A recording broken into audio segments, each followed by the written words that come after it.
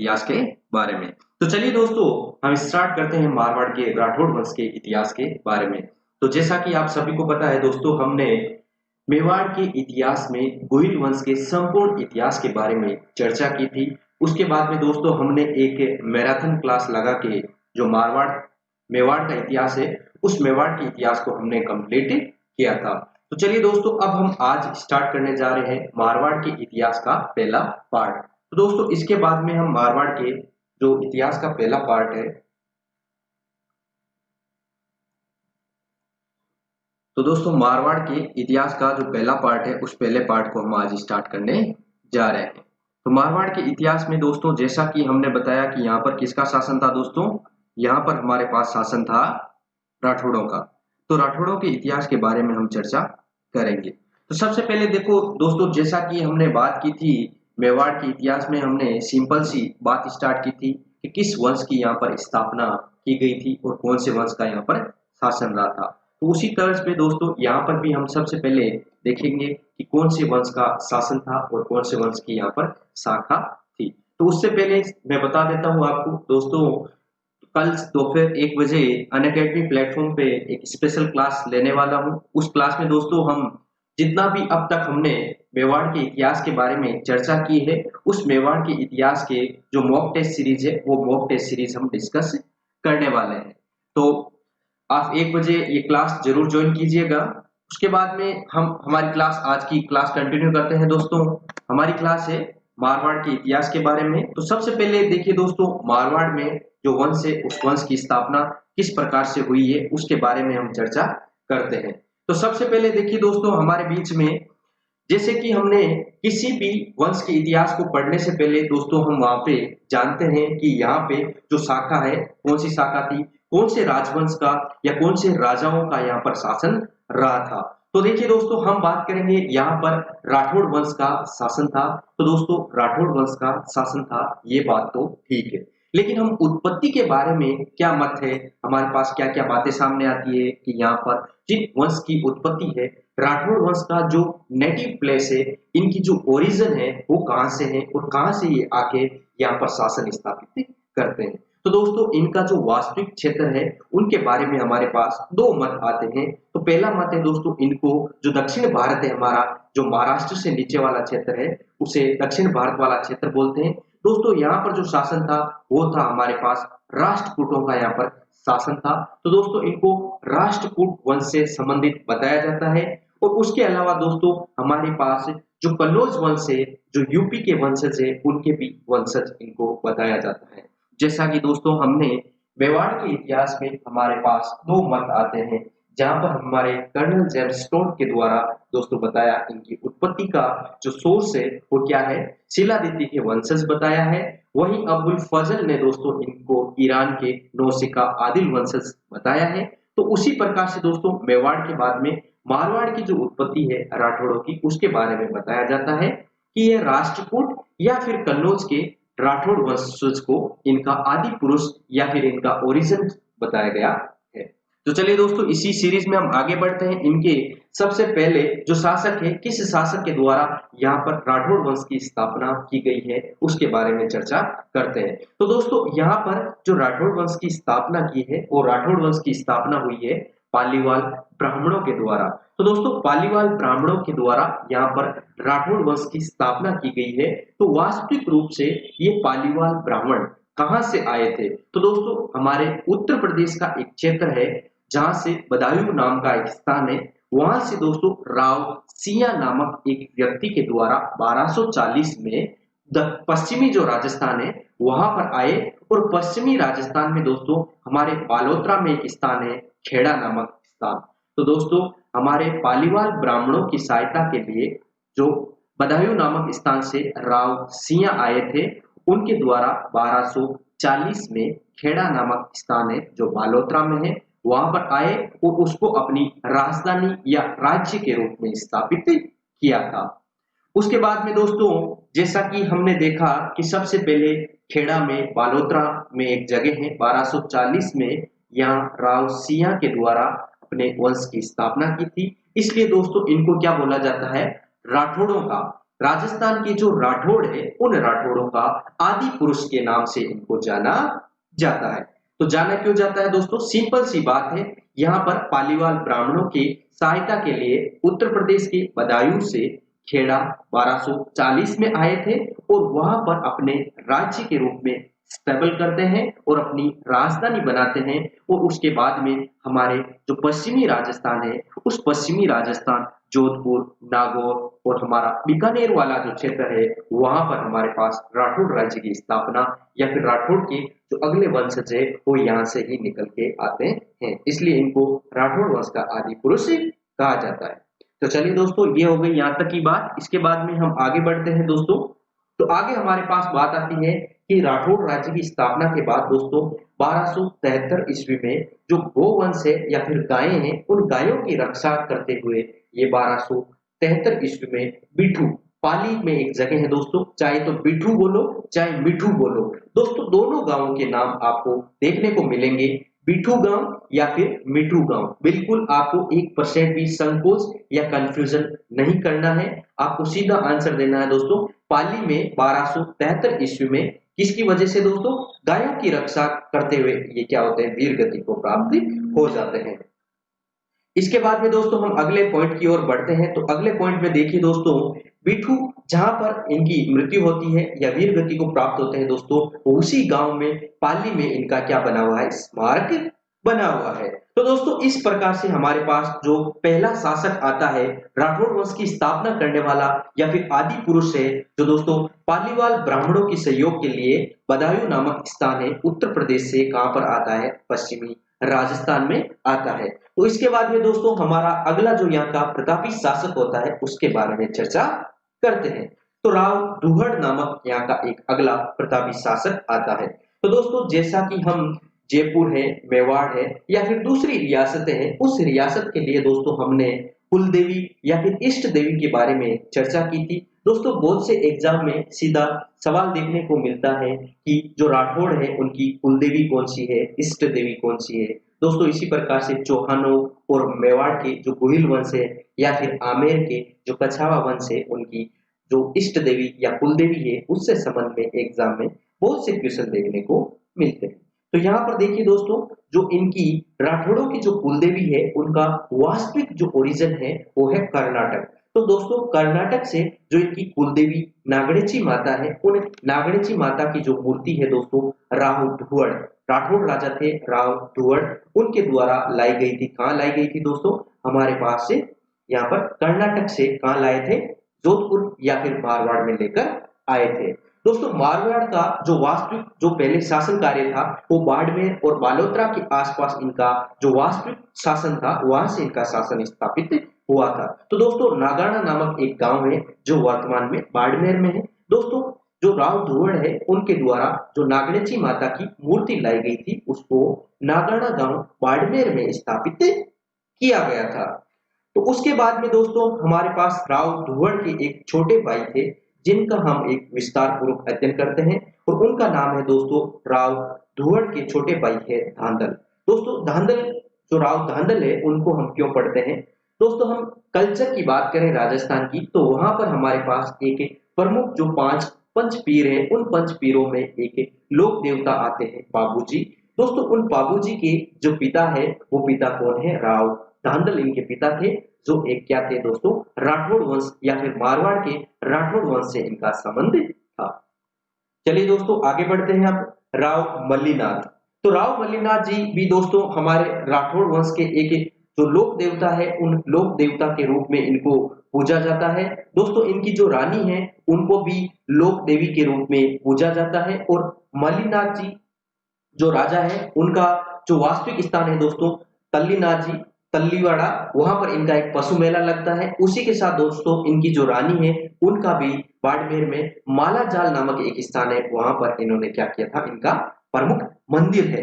तो चलिए दोस्तों इन सभी बातों पर हम विस्तार से चर्चा करते हैं। तो सबसे पहले देखिए दोस्तों, इनको एक प्रसिद्ध लोक देवता के रूप में पूजा जाता है। उसके बाद में दोस्तों पहली बार हमारे पास जो इनकी राजधानी थी, उस राजधानी को दोस्तों मेवानगर जो नाकाड़ा में है वहां पर लाके स्थानांतरित कर दिया गया था।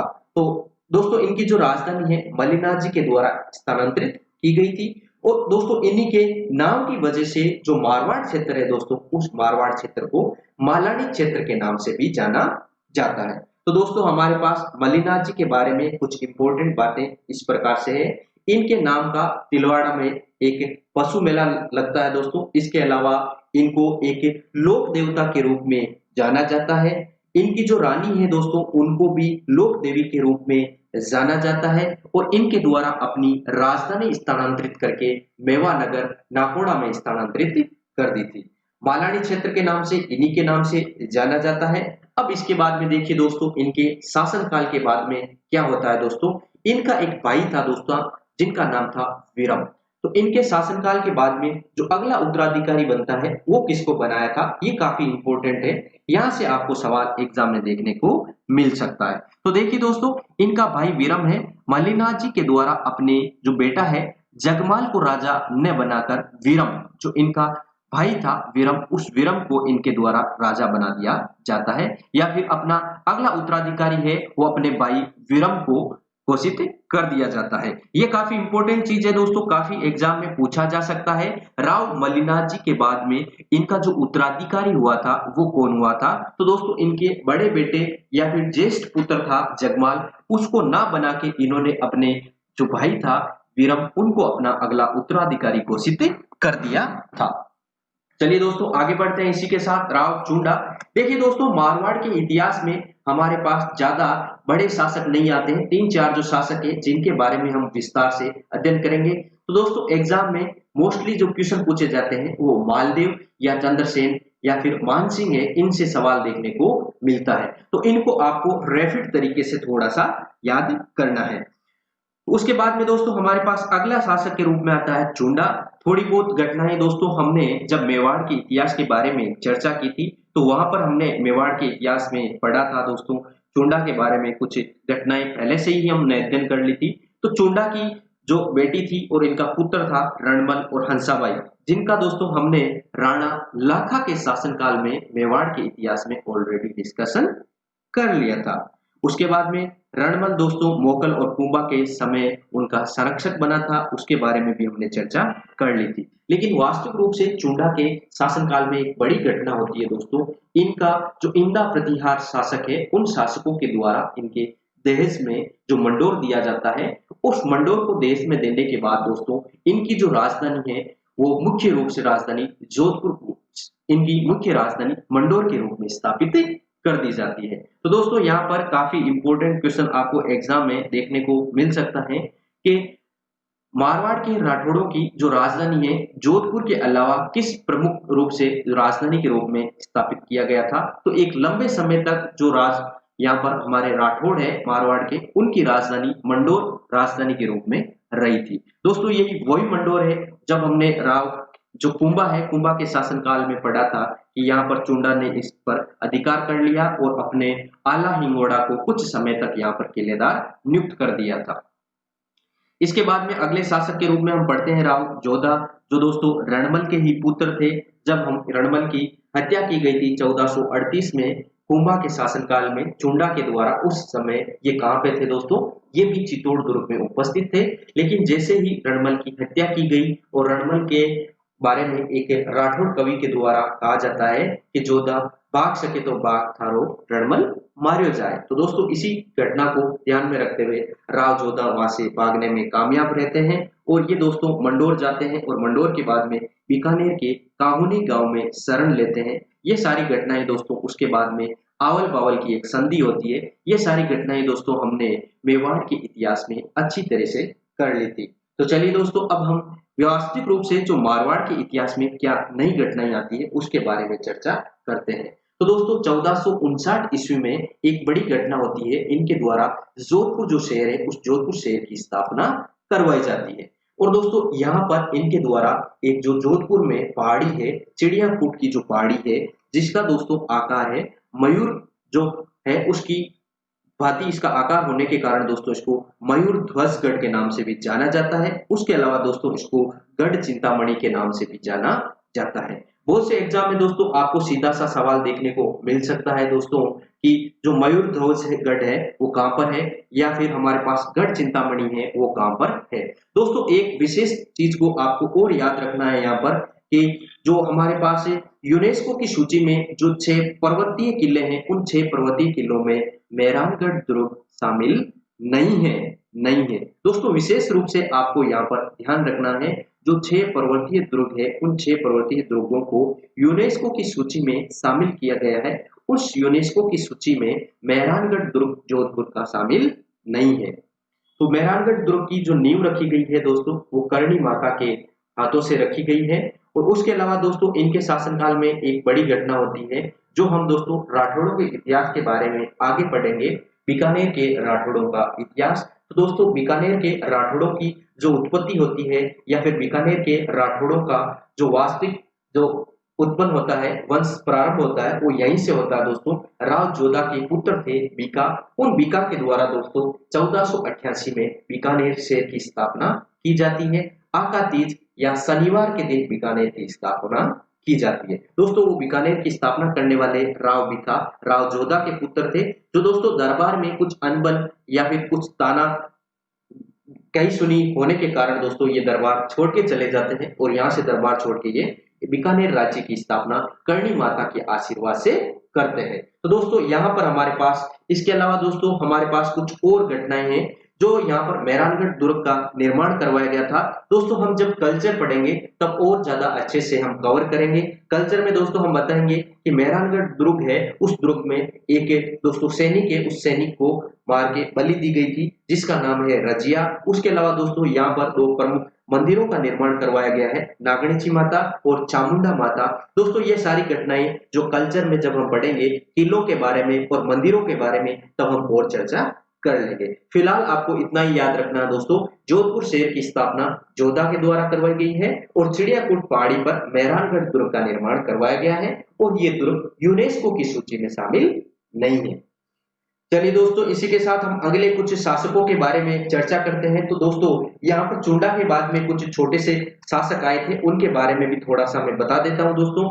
बीच में हमारे पास राव सातल नामक एक शासक आते हैं जिसके बारे में दोस्तों गुड़ला जो हमारा नृत्य होता है वो उन्हीं से संबंधित है। उसके अलावा दोस्तों जो राव सातल है उनके बाद में अगले शासक के रूप में आते हैं राव शुजा।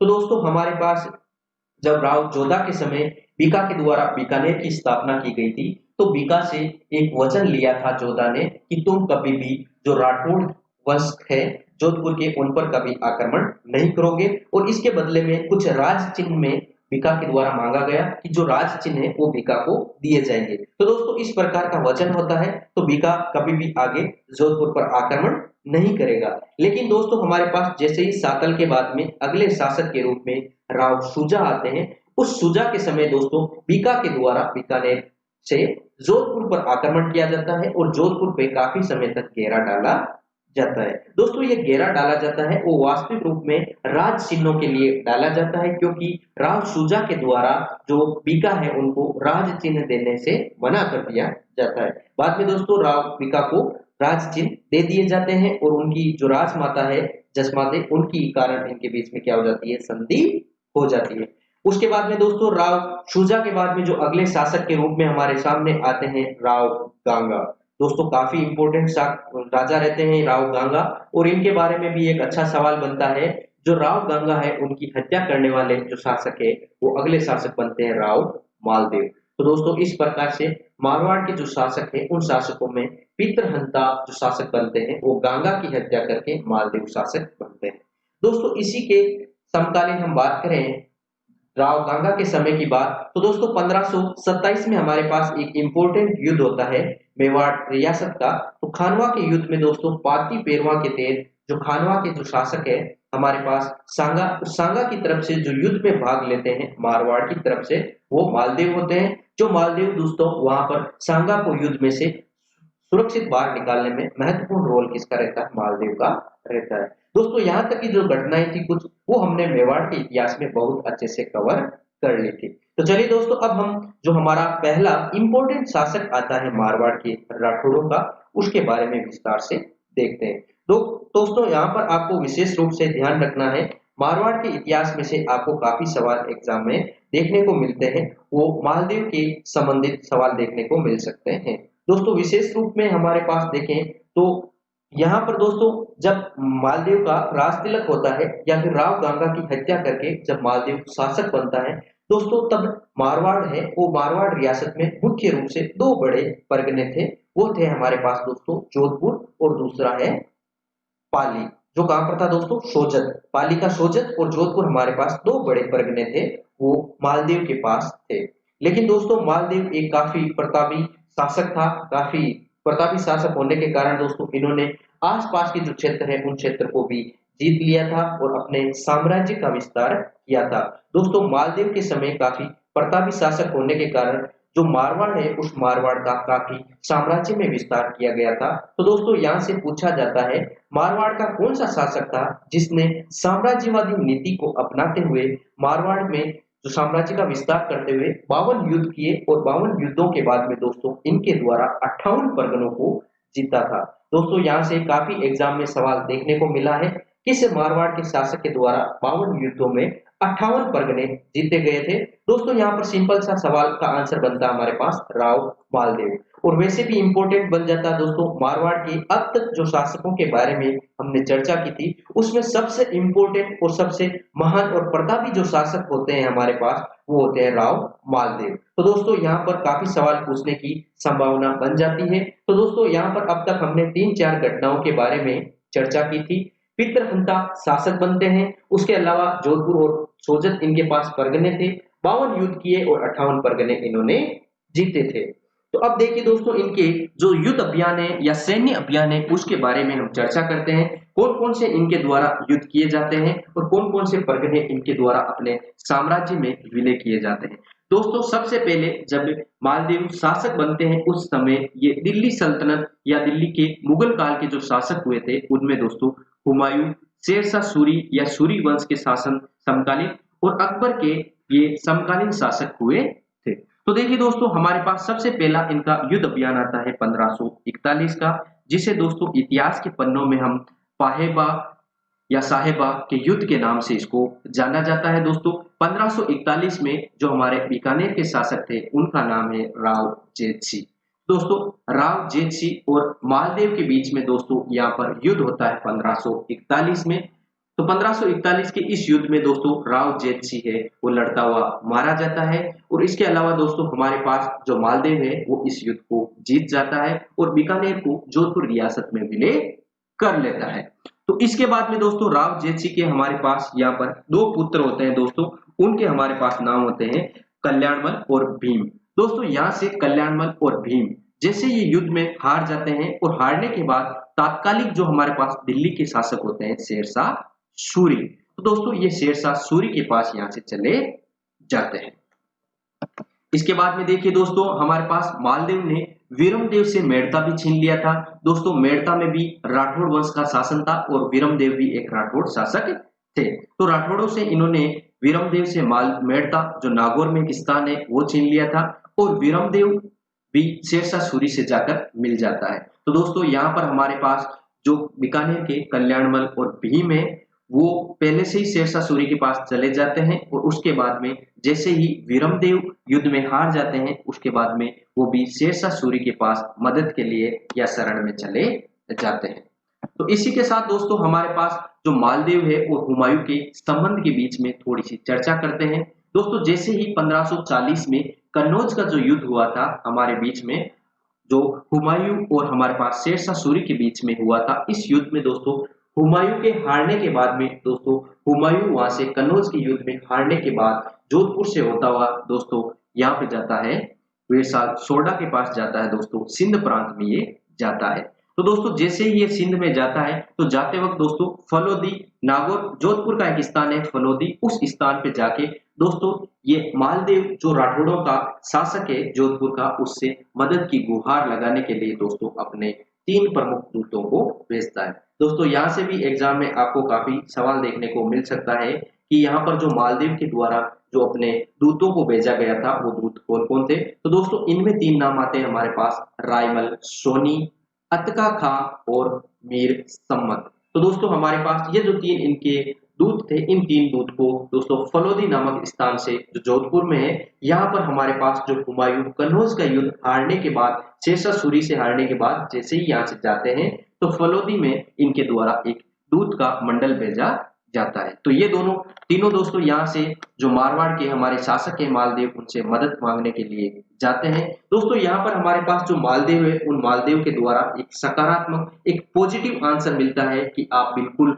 हम आपकी मदद करेंगे। और मदद के बहाने दोस्तों यहाँ पर बताया गया कि अभी अभी रिसेंट में मैंने एक ताजा दुर्ग जीता है बीकानेर का, वो बीकानेर का दुर्ग बिल्कुल खाली पड़ा है, आप वहां पर जाके रह सकते हो दोस्तों। लेकिन जैसे ही इन्होंने इस प्रकार की बात की, लेकिन यहाँ पर हुमायूं के द्वारा विश्वास नहीं किया जाता है, अविश्वास किया जाता है। और इन्होंने अपने जो लाइब्रेरियन पुस्तकालय था साथ में मुल्ला सुर, उनसे पूछा था और उनके कहने पर ये क्या करते हैं, उन पर विश्वास नहीं करते हैं। और विश्वास ना करके दोस्तों ये आगे जाके सिंध में वीर साल सोडा के पास चले जाते हैं। उसके बाद में दोस्तों हमारे पास जो गिरी सुमेल का एक युद्ध होता है, 5 जनवरी 1544 को ये युद्ध होता है दोस्तों। इस युद्ध में जो मारवाड़ के शासक है, वो मारवाड़ के शासक का आमना सामना होता है दोस्तों शेरशाह सूरी के साथ। दोस्तों इस युद्ध को अलग अलग नामों से भी जाना जाता है, जैतारण का युद्ध, पाली का युद्ध या गिरी सुमेल का युद्ध के नाम से भी इसको जाना जाता है। इस युद्ध की विशेषताएं सुनिए दोस्तों। यहाँ पर हमारे पास देखिए, जैसे दोस्तों हमने पाहेबा साहेबा युद्ध की बात की 1541 में। दोस्तों यहाँ पर मालदीव जो है उनके 2 सेनापति रहे थे, जेता और कुंपा। दोस्तों गिरी सुमेल युद्ध में भी इनके ये 2 सेनापति थे, जेता और कुंपा। और इनके सामने जो मालदीव के सामने सेना थी वो थी शेरशाह सूरी की। दोस्तों शेरशाह सूरी के पास जो बीकानेर के कल्याणमल और उनके भाई भीम थे, वो हारने के बाद में उनके पास चले जाते हैं। और जो मेड़ता के वीरमदेव है, वो भी हारने के बाद शेरशाह सूरी के पास जाते हैं। और सभी की सेना संयुक्त होकर दोस्तों हमारे पास पाली के आसपास एक युद्ध होता है, इस युद्ध में भाग लेते हैं। लेकिन इसमें दोस्तों जैसे ही शेरशाह सूरी सेना देखता है और सेना देख के शेरशाह सूरी को लगता है कि ये युद्ध हम जीतने वाले नहीं है। काफी इंपोर्टेंट युद्ध हमारे सामने यहाँ पर आता है दोस्तों। शेरशाह सूरी के सामने एक बड़ी चैलेंज होता है कि हम ये युद्ध कैसे जीतेंगे। और मालदेव की जो प्रतापी और वीरता और शूरवीरता के बारे में जो चर्चे थे, उसको देख के कोई भी दोस्तों शासक है वो थोड़ी देर के लिए बेभीत हो सकता है। दोस्तों यहाँ पर शेरशाह सूरी के द्वारा रणनीति अपनाई जाती है। शेरशाह सूरी सोचता है और वीरमदेव और हमारे पास जो बीकानेर के कल्याणमल और भीम है, उनको पास बुला के पूछा जाता है कि इनको किस प्रकार से हराया जा सकता है। दोस्तों इन्होंने एक रणनीति बनाई और बोला कि मालदेव कान का बहुत कच्चा है, मतलब कोई भी अगर मालदेव को छोटी सी बात बता दे, उस बात को वो मान सकता है, मतलब विश्वास जल्दी से नहीं करता है। दोस्तों इसी का फायदा उठा के यहाँ पर कुछ इतिहासकार बताते हैं कि शेरशाह सूरी के द्वारा एक पत्थर और कुछ पैसे लिख के उनका जो टेंट है दोस्तों उनके सामने जाके रखवा दिया और उस पे पत्थर पे लिखवा दिया कि जैसे ही कल सुबह होगी, जेठा और कुंपा क्या करेगा, वो हमारे शेरशाह सूरी के दल में मिल जाएंगे और मालदेव को बंदी बना लिया जाएगा। दोस्तों जैसे ही ये पत्थर हमारे पास मालदेव के हाथ में लगता है और मालदेव के हाथ में ये पत्थर लगते ही दोस्तों रातों रात मालदेव क्या करते हैं, वहां से सेना लेके वहां से पीछे हट जाते हैं। दोस्तों इस प्रकार का जो अविश्वास करते हैं, इस अविश्वास के कारण मालदेव के द्वारा यहाँ से सेना लेके पीछे हट जाते हैं। और हमारे पास जो इनके 2 प्रमुख सेना नायक थे दोस्तों, इन दोनों सेना नायकों का विशेष रूप से आपको नाम याद रखना है। दोस्तों इनके द्वारा ही हमारे पास जो 1541 में जो पाहेबा साहेबा का युद्ध हुआ, जो जेतसी के साथ, बीकानेर के जेतसी के साथ, और जेतसी उसमें मारा गया था, उस युद्ध में भी उनके ये दोनों सेनापति उस युद्ध में भी भाग लेते हैं। तो लेकिन दोस्तों जैसे ही सेनापति है जेता और कुंपा को पता चलता है कि इस प्रकार का अविश्वास करने के कारण यहाँ पर मालदेव पीछे हट गया था, और मालदेव के पीछे हटने की वजह से अगर अब हम युद्ध नहीं करेंगे तो हमारे पर अविश्वास का जो कलंक है वो लग जाएगा। तो दोस्तों इस कलंक से बचने के लिए वीरता पूर्वक हमारे पास जेता और कुंपा है बहुत बहादुरी से यहाँ पर युद्ध करते हैं और ये पीछे नहीं हटते हैं। तो देखिए दोस्तों अंत में इस युद्ध का परिणाम क्या रहता है उसके बारे में हम चर्चा करते हैं। दोस्तों यहाँ से मालदेव क्या है, वो मालदेव यहाँ से निकल जाता है और यहाँ से मालदेव के बाद में शेरशाह सूरी है उस युद्ध में क्या करते हैं, विजय हो जाते हैं। और दोस्तों इस युद्ध में देव के साथ जो संघर्ष होता है उसमें शेरशाह सूरी बहुत ही जो विकट स्थिति में आके इस युद्ध को जीतते हैं और उस विकट स्थिति में आने की वजह से दोस्तों शेरशाह सूरी के द्वारा एक स्टेटमेंट दिया जाता है। काफी एग्जाम में दोस्तों इस स्टेटमेंट को पूछा गया है, विशेष रूप से आपको इसको ध्यान से सुनना और समझना चाहिए। तो दोस्तों किस युद्ध के बाद में शेरशाह सूरी के द्वारा ये स्टेटमेंट दिया गया था? तो गिरी सुमेल का जो युद्ध हुआ था उस गिरी सुमेल के युद्ध के बाद में ये स्टेटमेंट दिया गया था।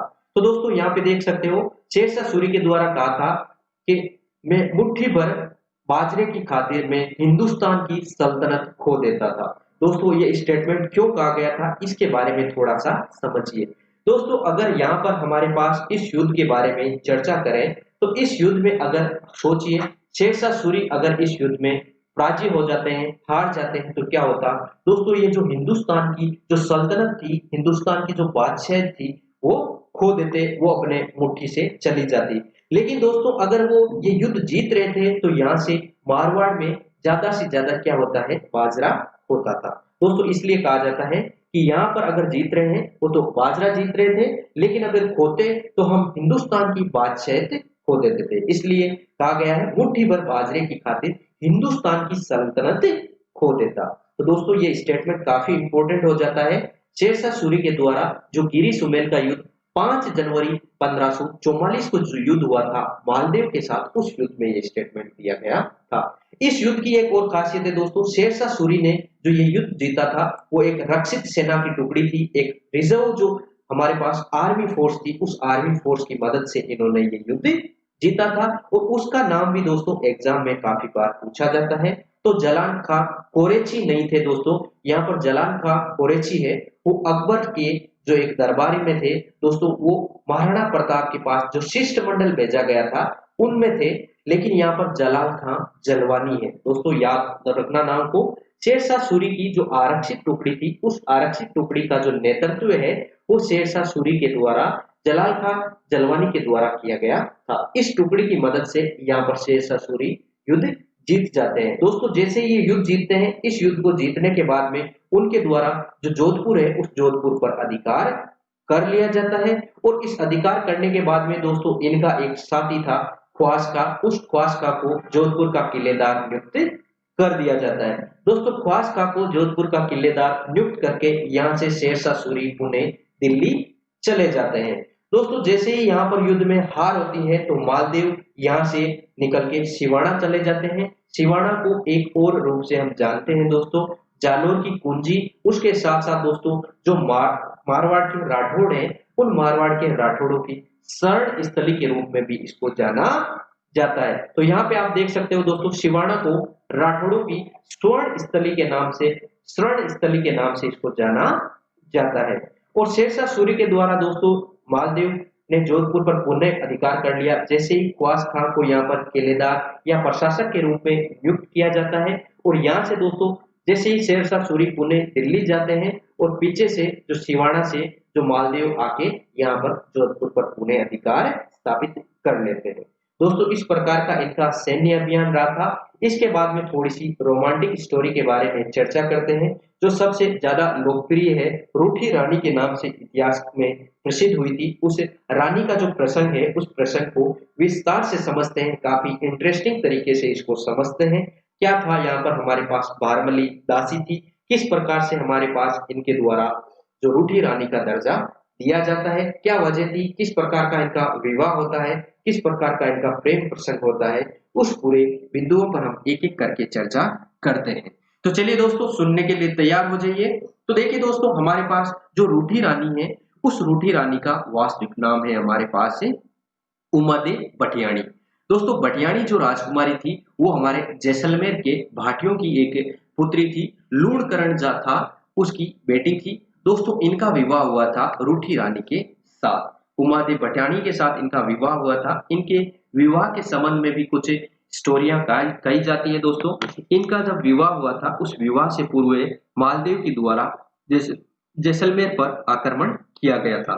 तो जैसलमेर पर आक्रमण करने के बाद में लूणकरण के द्वारा संधि कर ली जाती है। उस संधि में तय होता है कि उमादे बटियाणी के साथ इनका विवाह करवाया जाएगा।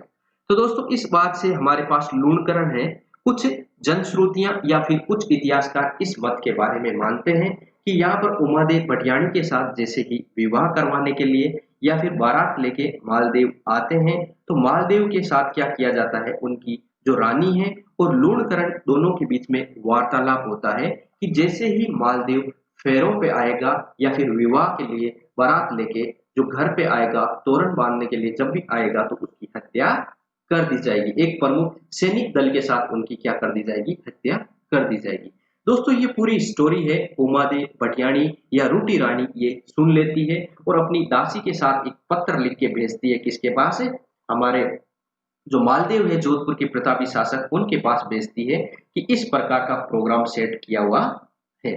तो अब हमारे पास मालदेव यहाँ पर पुनः पत्र लिख के भेजते हैं उमादेव भटियाणी के पास कि ये जैसलमेर के जो लूणकरण है इससे तो मैं वैसे ही नहीं हारने वाला, वैसे ही तूने बोल दिया तो अब तो हारने का सवाल ही नहीं बनता है। दोस्तों इन्होंने जैसे ही ये बारात लेके फेरों में आते हैं तो एक प्रकार से इनका पूरा विवाह हो जाता है, किसी भी प्रकार की बाधा नहीं बनती है। तो अब स्टोरी है वो वास्तविक स्टोरी कहाँ से निकल के आती है उसके बारे में देखिए। दोस्तों रूटी रानी का जैसे ही विवाह कर दिया जाता है तो पुरानी राजपूत परंपरा थी कि इस विवाह में दोस्तों बहुत ज्यादा दास और दासियां भी विवाह में दहेज के साथ दी जाती थी। दोस्तों यहाँ पर हमारे पास उमादेव भटियाणी की एक प्रमुख दासी थी जिसका नाम था दोस्तों भारमल्ली। क्या नाम था दोस्तों, भारमल्ली नामक एक जो दासी थी उस दासी को रूठी रानी के साथ भेजा जाता है।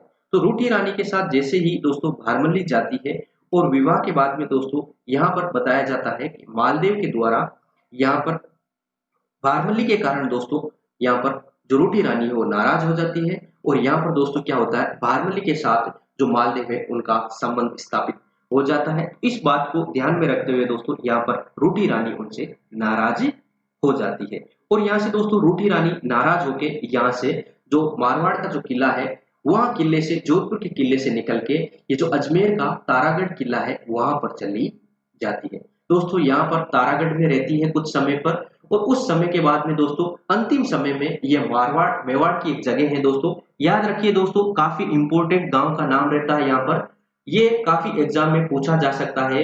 यहाँ पर दोस्तों सभी को लगभग याद रहता है।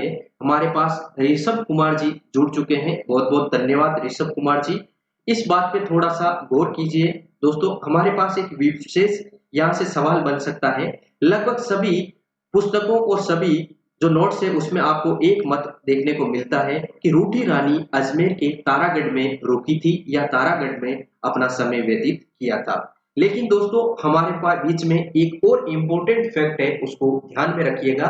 रूठी रानी वो अंतिम समय है अपना, वो अंतिम समय मेवाड़ के कलेवा गांव में व्यतीत किया था। दोस्तों क्या नाम आता है हमारे पास, मेवाड़ का जो कलेवा गांव है दोस्तों इन्होंने अपना अंतिम समय व्यतीत किया था। ऋषभ जी कल हमारी दोपहर 1 बजे अनअकैडमी पर स्पेशल क्लास है जिसमें हम मेवाड़ के इतिहास के बारे में चर्चा करेंगे, आप वो ज्वाइन कर सकते हो। दोस्तों हमारे पास जो मेवाड़ गांव में यहाँ पर इनके द्वारा अंतिम समय पर रोका जाता है। तो दोस्तों यहाँ पर एक इनकी प्रेम स्टोरी है, उस स्टोरी के बारे में और सुनिए दोस्तों। जब ये तारागढ़ में थी दोस्तों उस समय मालदेव के द्वारा ईश्वरदास जी इनका एक दरबारी विद्वान था, उस दरबारी विद्वान को ईश्वरदास जी को इनके पास भेजा जाता है, जो रूठी रानी उमादेव भटियाणी है उनके पास भेजा जाता है उनको मनाने के लिए कि पुणे जोधपुर के जो शासक है मालदेव या फिर जोधपुर के किले में आप आ जाइए। दोस्तों जैसे ही ये बात जो जो महल की अन्य रानियों के बारे में पहुंचती है कि मालदेव ऐसा कुछ करने वाला है और वो अपनी जो रानी है उसको पुणे बुलाने के लिए ईश्वरदास जी को भेज चुका है। दोस्तों इस बात को ध्यान में रखते हुए अन्य रानियों के द्वारा एक और दरबारी विद्वान हुए थे जिनका नाम है आसानंद जी बारट।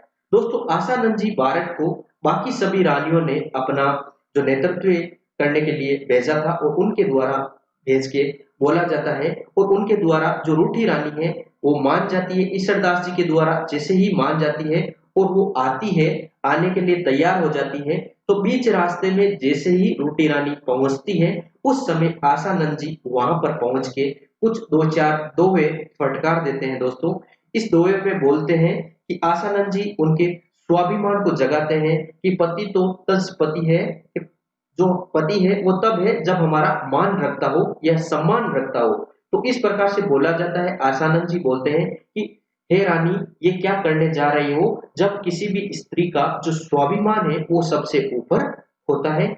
ऐसा आदमी ही क्या काम का जो अगर हमारा मान और सम्मान भी नहीं रख सकता। तो दोस्तों इस प्रकार के दोहे हैं, राजस्थानी के दोहे सुन के यहाँ से जो रूठी रानी है वो बीच रास्ते से पुणे चली जाती है। तो वापस कहाँ चली जाती है, अजमेर के तारागढ़ में चली जाती है। दोस्तों यहाँ पर ये बात मालदेव के पास पहुंचती है। मालदेव पूछता है कि इस प्रकार से जो घटना हुई है, ईश्वरदास जी के कहने पे हमारी रूठी रानी जो उमादेव भटियाणी बीच रास्ते से वापस गई थी, वो किसके कहने पे गई थी। दोस्तों यहाँ पर हाथ खड़ा करते हैं आसानंद जी के, मैंने वो दोहे बोले थे इसकी वजह से गई थी। दोस्तों इसी बीच में यहाँ पर एक और प्रसंग हो जाता है कि जो हमारी भारमल्ली है, जो दासी थी, जिस दासी की वजह से ये नाराज हुई थी, उसका जो प्रसंग है वो ध्यान से सुनिए, अच्छे से समझिए। देखिए दोस्तों, हमारे पास जो भारमल्ली थी, उस भारमल्ली की वजह से दोस्तों उमादेव भटियाणी या रूठी रानी नाराज हो जाती है। दोस्तों इसी चक्कर में हमारे पास जो अन्य रानियां हैं, उन रानियों ने एक प्लान बनाया था कि इस उमादेव भटियाणी की बाद में भारमल्ली जो मालदेव के साथ काफी संबंध बना रही है, तो इस प्रकार के इन दोनों के प्रेम संबंध को अलग करना होगा। तो ये किस प्रकार से किया जाए। दोस्तों इसी में हमारे बाड़मेर जैसलमेर साइड की एक रानी थी, उस रानी का भाई था जिसका नाम था बागा। दोस्तों काफी ध्यान से सुनिए, ये स्टोरी काफी विस्तार से बता रहा हूं मैं। यहाँ पर एक रानी थी बाड़मेर जैसलमेर की, उसका एक भाई था जिसका नाम था बागा। दोस्तों यहाँ पर बागा की जो स्टोरी है वो मैं थोड़ी सी देर बाद में बताऊंगा, जब हम आसानंद जी की किताब है उसके बारे में चर्चा करेंगे, बागा बारमल्ली रा दोवा। उस किताब में क्या प्रसंग लिखा हुआ है, उस पूरे प्रसंग के बारे में चर्चा करेंगे, लेकिन उससे पहले हम कुछ आगे के पॉइंट को कवर करते हैं। तो चलिए दोस्तों, अबुल फजल ने अकबरनामा लिखा है, उस अकबरनामा ग्रंथ में मालदेव की काफी तारीफ की गई है। तो दोस्तों इस फैक्ट को भी ध्यान में रखिए, हमारे पास मालदेव के बारे में अकबरनामा में भी काफी विस्तार से देखने को मिलता है। उसके अलावा दोस्तों हमारे पास अकबर के दरबारी विद्वान हुए थे एक बदायूनी, बदायूनी के द्वारा भी मालदेव की प्रशंसा की जाती है और उनके बारे में बोला जाता है कि भारत का एक जो महान पुरुषार्थ युक्त जो राजकुमार हुआ है या फिर एक शासक हुआ है, वो है हमारे पास मालदेव।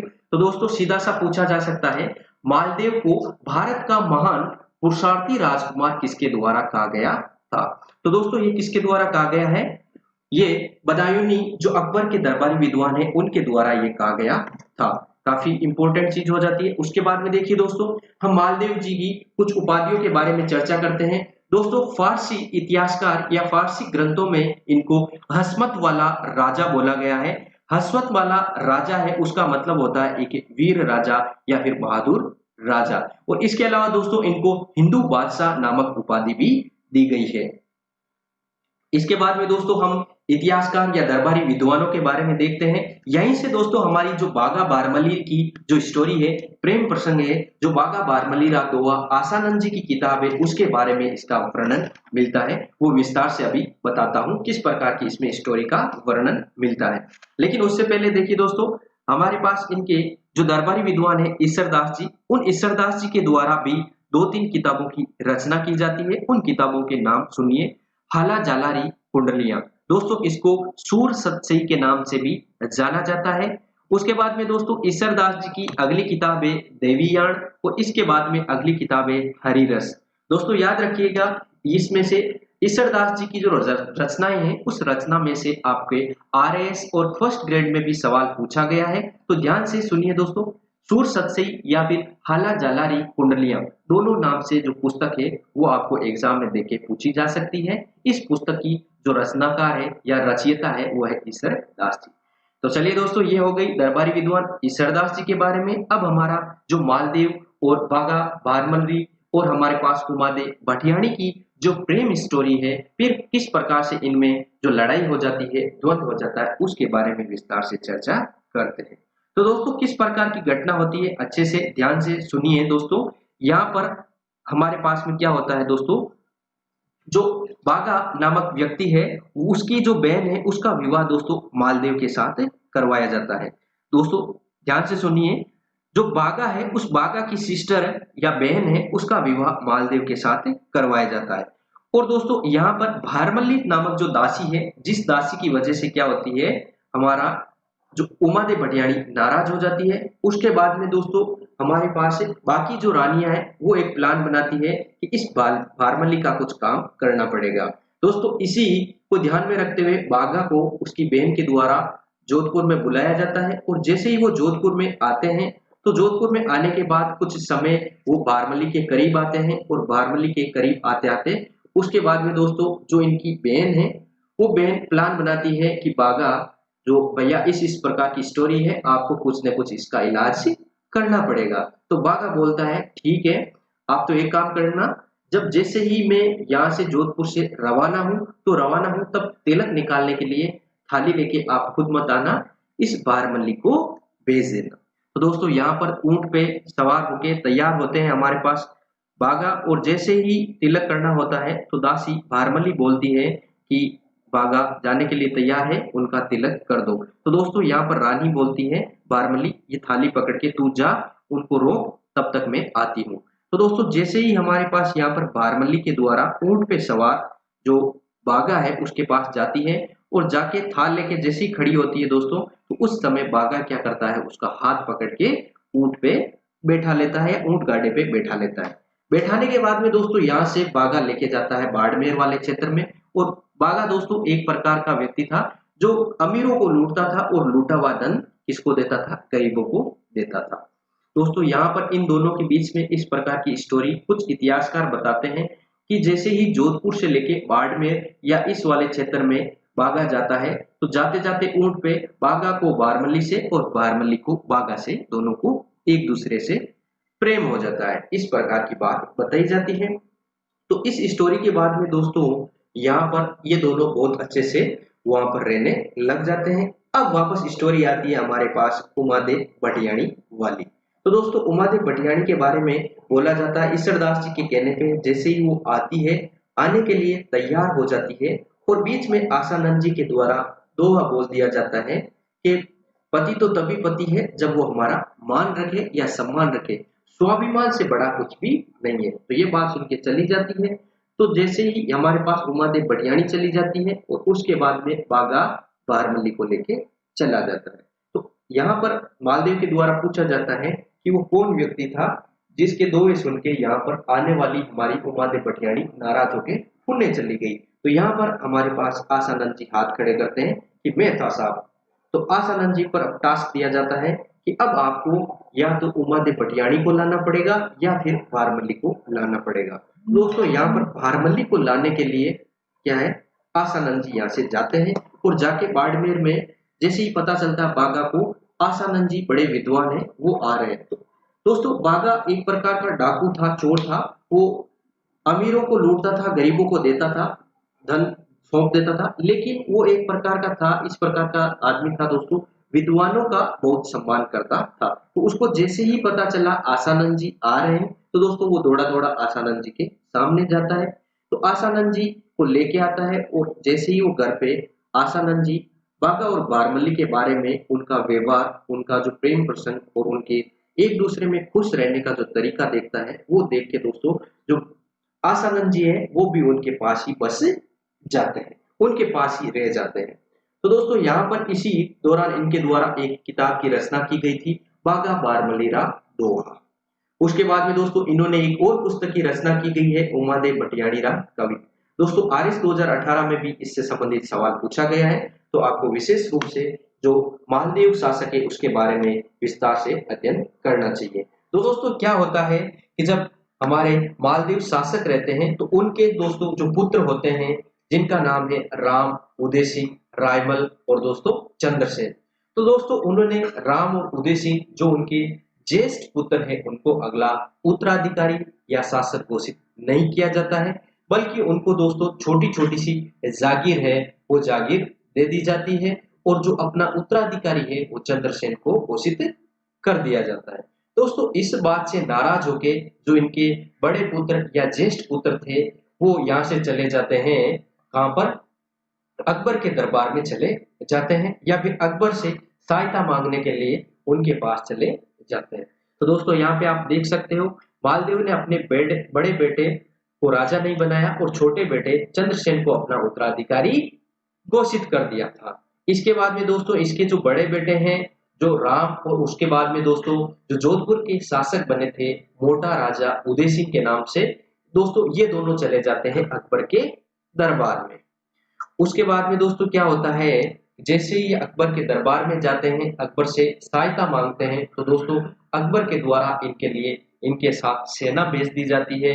दोस्तों 1564 में एक आक्रमण होता है जिसमें हुसैन कुली खां के नेतृत्व में अकबर के द्वारा जोधपुर पर आक्रमण किया जाता है। दोस्तों इस आक्रमण में क्या होता है, जैसे ही आक्रमण किया जाता है तो यहाँ से चंद्रसेन चला जाता है भाद्राजून।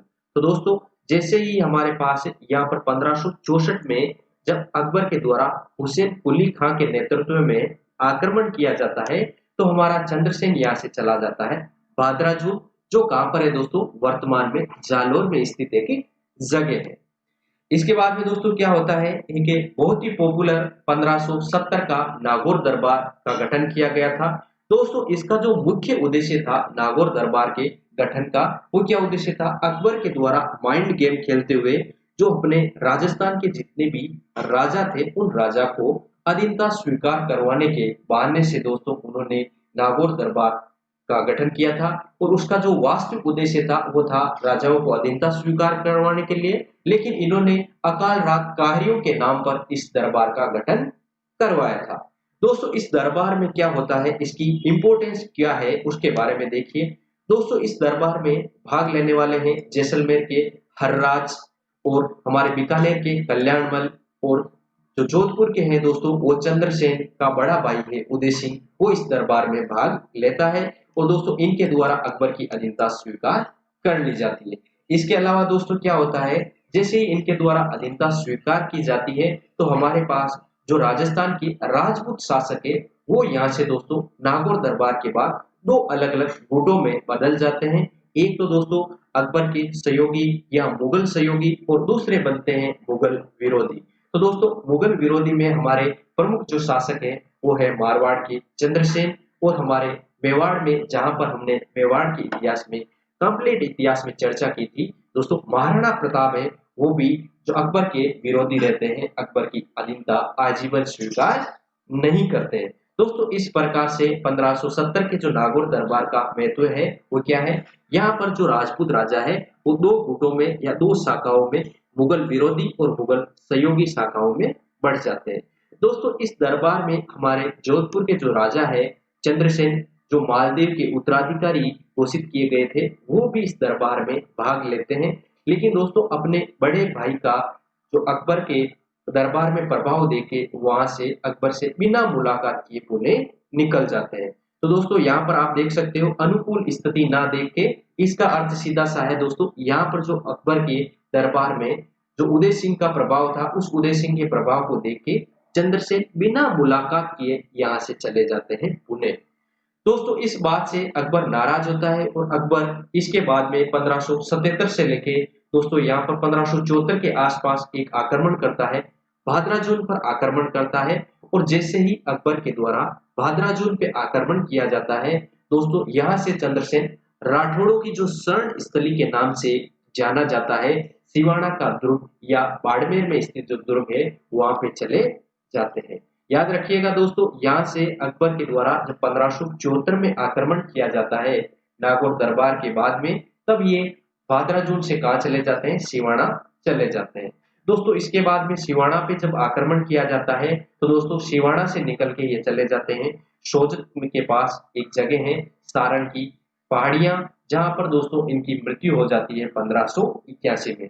दोस्तों बताया जाता है इनके साथियों के द्वारा सिंचियाई गांव के पास इनको जहर दे दिया जाता है, जिसकी वजह से इनकी मृत्यु हो जाती है। चलिए दोस्तों इसके बाद में आगे देखते हैं इनकी कुछ उपाधियों या फिर इनको उपनामों से भी इनको जाना जाता है। दोस्तों इनके समकालीन हमारे पास जो दिल्ली सल्तनत या दिल्ली के मुगल शासक हुए थे वो था अकबर, और उसी के समय दोस्तों हमारे मेवाड़ में जो शासक हुए थे वो थे हमारे पास उदय सिंह और महाराणा प्रताप। तो दोस्तों इनका जो शासनकाल है वो महाराणा प्रताप के शासनकाल से पहले था, और दोस्तों इन्होंने भी अकबर की अधीनता स्वीकार नहीं की थी। और बाद में हम पढ़ते हैं जब हम मेवाड़ में पढ़ा था वहां पे चर्चा की थी, अकबर की जो आधीनता है वो आजीवन महाराणा प्रताप के द्वारा भी स्वीकार नहीं की गई थी। इसलिए दोस्तों इनको मारवाड़ का प्रताप या प्रताप का अग्रगामी के नाम से भी इनको जाना जाता है। दोस्तों इनका जो इतिहास है वो मारवाड़ के इतिहास में ज्यादा रोल नहीं रहा है। इसकी वजह से दोस्तों इनको मारवाड़ का भूला बिसरा शासक के रूप में भी इसको जाना जाता है। चलिए दोस्तों इनके उपनाम है, उन उपनामों के बारे में हमने चर्चा कर ली। काफी एग्जाम में दोस्तों सीधा पूछा जा सकता है, मारवाड़ का जो प्रताप है, मारवाड़ का प्रताप, प्रताप का अग्रगामी या फिर मारवाड़ का भूला बिसरा राजा किसे कहा जाता है और क्यों कहा जाता है दोस्तों, इसके बारे में हमने संपूर्ण चर्चा कर ली।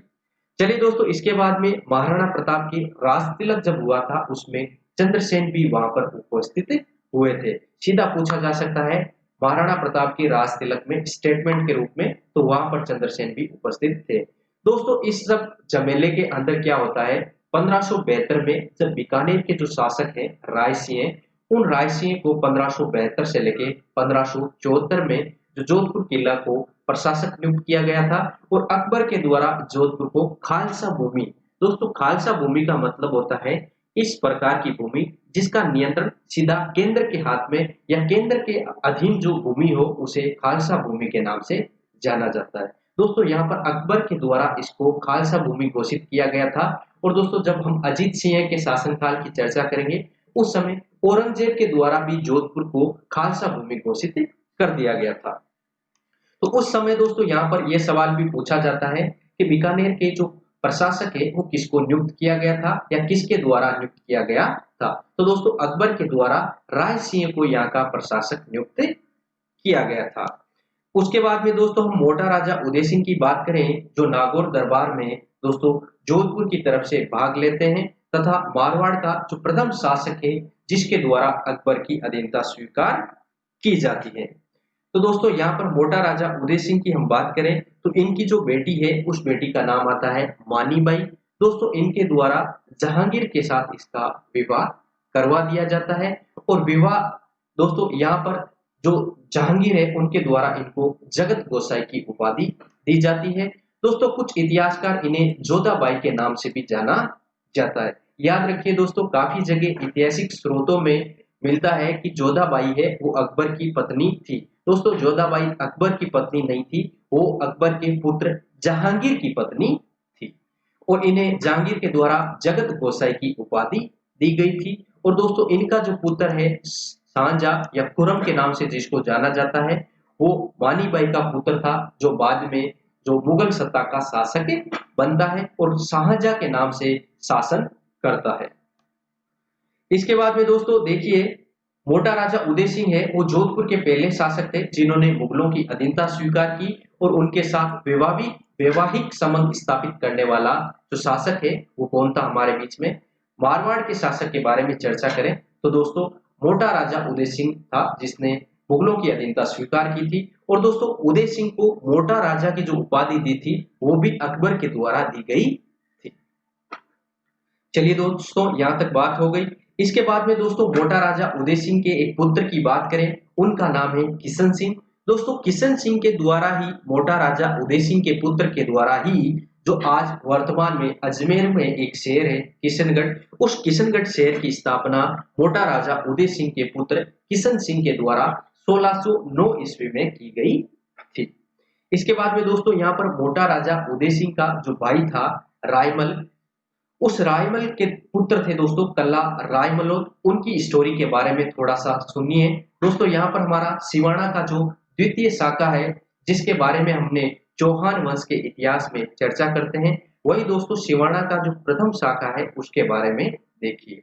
दोस्तों यहाँ पर सिवाना का जो दूसरा शाखा है उसके बारे में देखिए। ये मोटा राजा उदय सिंह के भाई रायमल का पुत्र था और इनके समय दोस्तों 1590 ईस्वी में, कब होता है दोस्तों 1590 ईस्वी में जो सिवाना का दूसरा शाखा है वो होता है और अकबर के खिलाफ यहाँ पर शाखा होता है।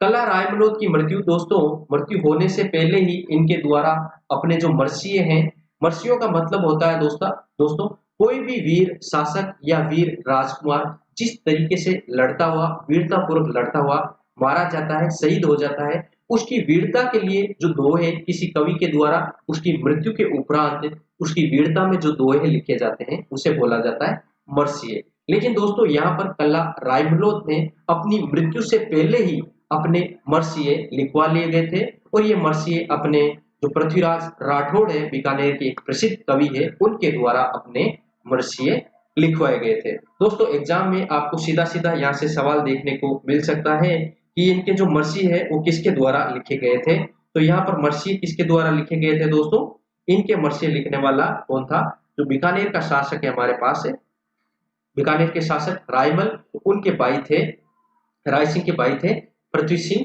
पृथ्वीराज राठौड़, उनके द्वारा इनके मरसिए लिखे गए थे।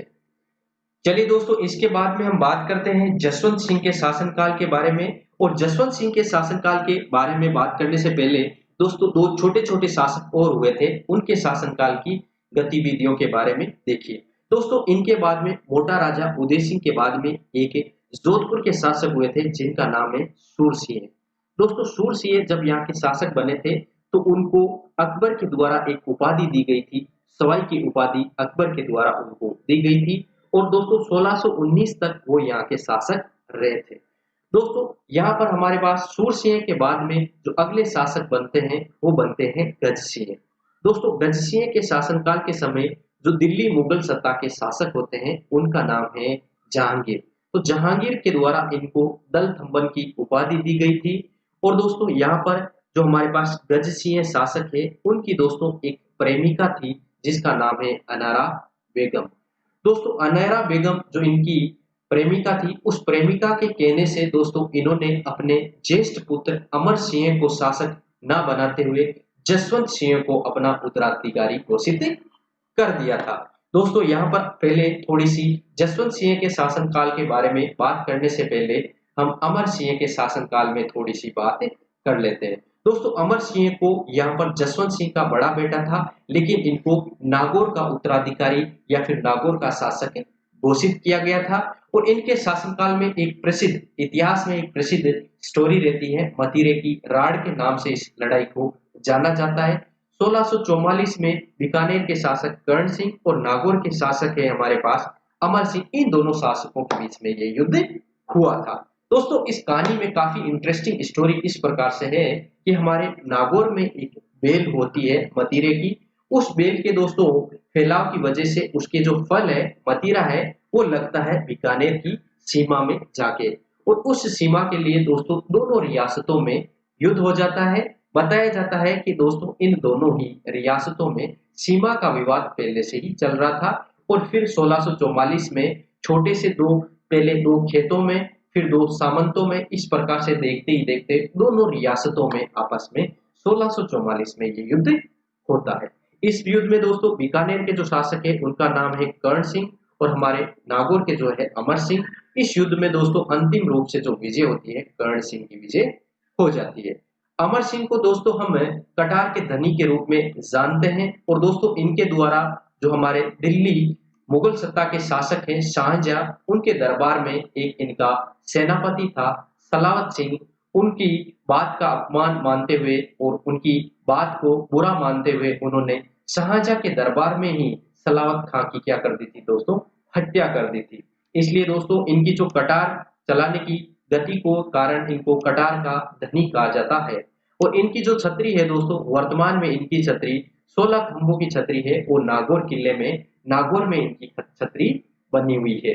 दोस्तों अमर सिंह है उनका जो इतना अच्छा महत्व माना जाता है, आज भी जो हमारे लोक गायन शैली है या लोक नाट्य है उनका मुख्य किरदार के रूप में अमर सिंह को माना जाता है। और राजस्थान में जो हमारे पश्चिमी राजस्थान की जो ख्याल और रमतें हैं, उस रमतों का जो प्रमुख नाटक है नाट्य के रूप में जिसको माना जाता है वो है हमारा अमर सिंह। तो चलिए दोस्तों ये सब बातें थी अमर सिंह के बारे में।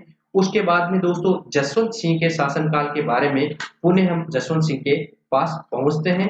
इसके बारे में देखिए दोस्तों, जब शाहजहां के शासनकाल में क्या होता है, इनके जो पुत्र होते हैं उनके बीच में दोस्तों उत्तराधिकार को लेके एक लंबा संघर्ष चलता है, जिसमें दोस्तों इनका जो बड़ा पुत्र है दारा और उसके बाद में जो वास्तविक इनका जो अगला शासक बना था औरंगजेब, इनके बीच में दोस्तों एक युद्ध होता है जिसे इतिहास के पन्नों में दोस्तों धर्मत का युद्ध कहा जाता है।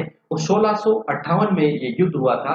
इस युद्ध में दोस्तों जो जोधपुर के शासक जसवंत सिंह है वो इस युद्ध में भाग लेते हैं। और दोस्तों इसी युद्ध में क्या होता है, जसवंत सिंह के साथ हमारे जो दारा शिकोह है इनका एक और सेनापति है जिसका नाम था दोस्तों कासिम खां। दोस्तों कासिम खां और हमारे जसवंत सिंह के बीच में कुछ अनबन हो जाती है। उस अनबन की वजह से कासिम खां इस युद्ध में न्यूट्रल रहते हैं और जसवंत सिंह की औरंगजेब से इस युद्ध में हार हो जाती है। हारने के बाद दोस्तों जैसे ही ये पुणे अपने किले में जाते हैं तो दोस्तों उस किले में क्या होता है, इनकी रानी जसवंत दे है उनके द्वारा किले के द्वार बंद कर दिए जाते हैं।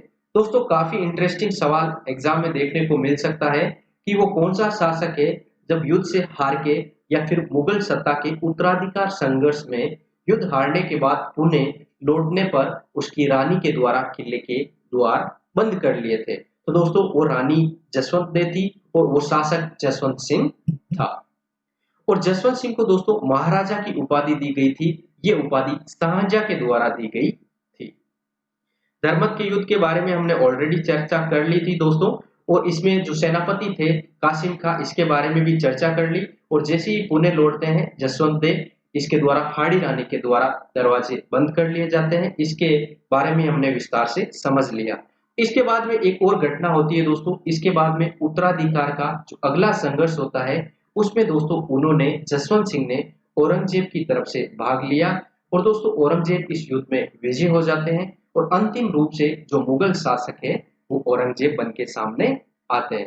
दोस्तों जैसे ही औरंगजेब अगले शासक बनते हैं तो इनके द्वारा औरंगजेब के द्वारा जसवंत सिंह को दोस्तों काबुल का गवर्नर बना दिया जाता है या फिर अफगानिस्तान भेज दिया जाता है। इसके बाद में दोस्तों अफगानिस्तान में ही एक जगह पड़ती है जमरूद का थाना।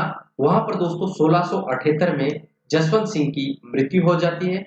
और दोस्तों इनकी जब मृत्यु होती है उस समय इनके कोई भी उत्तराधिकारी नहीं था, अर्थात इनके कोई भी पुत्र नहीं था।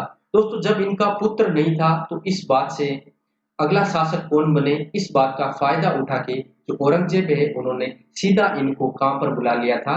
जमरूद का थाना या अफगानिस्तान से सीधा दिल्ली बुलाया गया था। उस समय दोस्तों इनकी रानी गर्भवती थी। दोस्तों इनके बारे में एक और कथन सामने आता है। औरंगजेब के द्वारा इनकी मृत्यु हुई थी 1678 में। तब बोला था आज कुफ्र का दरवाजा टूट गया था या धर्म का विरोध करने वाला टूट गया था। दोस्तों ये इसलिए कहा गया था क्योंकि हमारे जो गैर मुस्लिम है उनसे जो कर लिया जाता था जजिया कर, उस जजिया कर का विरोध करने वाला जो प्रमुख शासक है वो था जसवंत सिंह। और दोस्तों इनकी मृत्यु के जस्ट एक साल बाद 1679 में इनके द्वारा जो जजिया कर है वो उन्हें आरोपित कर दिया गया था। दोस्तों ये स्टेटमेंट काफी इंपॉर्टेंट हो जाता है। ये काफी एग्जाम में पूछा जा सकता है कि आज कुफ्र का दरवाजा टूट गया औरंगजेब के द्वारा ये किस शासक के लिए बोला गया था। इसके बाद में दोस्तों जसवंत सिंह का एक पुत्र होता है, बड़ा बेटा होता है पृथ्वी सिंह। उसकी बहादुरी के लिए दोस्तों इन्होंने बताया जाता है कि शेर के साथ लड़ाई की थी। जब औरंगजेब ने बोला कि आप अपना शेर लेके आओ और हम दोनों एक शेर की लड़ाई करवाते हैं, तब जसवंत सिंह ने अपने जो बेटा है उस बेटे पृथ्वी सिंह को इसके सामने कर दिया कि मेरा शेर तो यही मेरा बेटा पृथ्वी सिंह है। दोस्तों इस युद्ध में शेर के साथ लड़ाई करते हुए पृथ्वी सिंह जीत जाते हैं। दोस्तों इस जीत को देखते हुए औरंगजेब के द्वारा खुश होके या फिर उनको खुश होके मरवाने के चक्कर में एक विषैली पोशाक दी जाती है और उस विषैली पोशाक की वजह से जो पृथ्वी सिंह है उनकी मृत्यु हो जाती है। तो जसवंत सिंह की जब मृत्यु होती है दोस्तों उस समय इनकी दोनों रानियां गर्भवती होती है। और जैसे ही इनको आगरा बुलाया जाता है और वहां पर बुला के दोस्तों इनको रूप सिंह राठौड़ की हवेली में क्या किया जाता है, नजरबंद कर दिया जाता है औरंगजेब के द्वारा। उसके बाद में दोस्तों इनकी रानियों के द्वारा दो पुत्रों को जन्म दिया जाता है, अजीत सिंह और दलथम्बन। जो बड़ा पुत्र होता है अजीत सिंह जो बाद में मारवाड़ का शासक बनता है और छोटा बेटा होता है दलथम्बन। दोस्तों इन दोनों को रूप सिंह राठौड़ की हवेली में बंद कर दिया जाता है, जहां से दोस्तों दुर्गादास राठौड़ और मुकुंदास खिंची इनको वहां से छुड़वा के लाते हैं। तो चलिए दोस्तों इसके साथ ही हम बात करें इनके कुछ साहित्य के बारे में। तो दोस्तों जसवंत सिंह के द्वारा कुछ पुस्तकों का रचना की गई है। वो पुस्तकें हैं अप्रोक्ष सिद्धांत सार, प्रबोध चंद्रोदय, आनंद विलास और भाषा भूषण नामक जो ग्रंथ है, उन ग्रंथों की रचना चंद्रसेन के द्वारा की गई है। उसके बाद में दोस्तों इनके दरबारी विद्वानों के बारे में देखें तो मूर्णोत नैणसी इनके दरबारी विद्वान हुए थे। दोस्तों काफी एग्जाम में मूर्णोत नैणसी के बारे में पूछा जाता है और इनके द्वारा नैणसीरी ख्यात नामक पुस्तक की रचना की गई है।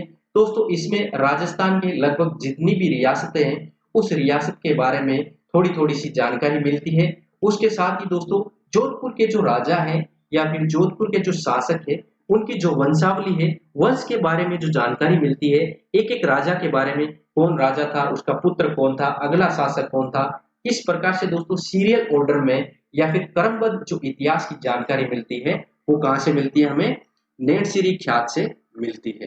दोस्तों राजस्थान की ये पहली ख्यात पुस्तक है। उसके बाद में दोस्तों इनके द्वारा एक और पुस्तक की रचना की गई है जिसे मारवाड़ रा परगना रा विगत कहा जाता है। दोस्तों इसमें पहली बार राजस्थान रियासत में किसी जनगणना का उल्लेख है वो मिलता है और दोस्तों इसे एक अन्य पुस्तक के नाम से भी जाना जाता है जिसे कहा जाता है मारवाड़ गजेटियर। चलिए दोस्तों इसके बाद में हम बात करें, इनको दोस्तों मुंशी देवी प्रसाद के द्वारा जो मूर्णोत नैणसी है उन्हें राजपुताने का अबुल फजल कहा गया था। तो चलिए दोस्तों इसी के साथ आज की हमारी क्लास में हमने दोस्तों जसवंत सिंह तक शासनकाल के बारे में चर्चा की थी। चंद्रसेन से स्टार्ट होके चंद्रसेन के बाद में हमारा अगला शासक आता है मोटा राजा उदय सिंह।